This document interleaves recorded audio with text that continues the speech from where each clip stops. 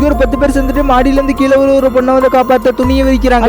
Delivery பண்றவன் மட்டும் வந்துட்டு துணி எப்படி கிழிஞ்சிடும் சொல்லிட்டு அடியில போய் படுத்துக்கிறான் அந்த பொண்ணை காப்பாத்த. வந்து துணியை கிழிச்சுக்கிட்டு இவன் மேல விழுகவும் இவனுக்கு தான் சரியான அடிங்க அந்த பொண்ணை விட. அங்க இருக்க எல்லாருமே அந்த பொண்ணு ஹாஸ்பிட்டலுக்கு கூட்டிட்டு போறாங்க. பணக்கார பொண்ணு மட்டும் இவன் ஹாஸ்பிட்டலுக்கு கூப்பிடுறாங்க அடிபட்டு இருக்கிறத பார்த்துட்டு. இவன் வந்துட்டு ஃபுட் டெலிவரி பண்ண டைம் ஆயிடுச்சு அப்படின்னு சொல்லிட்டு போறான். அதுக்கப்புறம் ஒரு நிமிஷம் லேட்டா வந்ததுனால இந்த சாப்பாடு ஆர்டர் போட்டு வந்துட்டு ஃபுட் எடுத்து மூஞ்சில அடிக்கிறாங்க. ஆனா இவன் வந்துட்டு எதுவுமே பண்ணல. ஏன்னு பாத்தீங்கன்னா இவங்க அப்பாவுக்கு பக்கவாதம் வந்துருச்சு. அது மட்டும் இல்லாம இவன் பையனுக்கு ஸ்கூல் ஃபீஸ் இவன் தான் கட்டணும். அதுக்காக ஒரு ட்விஸ்ட் என்னன்னு பாத்தீங்கன்னா நடக்கிறது எல்லாத்தையும் இவங்க அப்பா பாத்துக்கிட்டு தான் இருக்காரு. இவங்க அப்பா இருந்துட்டு ஆக்சுவலா ஒரு மிகப்பெரிய பணக்காரரு. இவனுக்கு டெஸ்ட் வைக்கிறதுக்காக தான் இப்படி எல்லாம் நடிச்சிட்டு இருக்காரு ஏழை மாதிரி. இவனோட பையனுக்கு கூட இதெல்லாம் தெரியும். ஆனா இவனுக்கு மட்டும் தான் இந்த உண்மை எதுவுமே தெரியாது.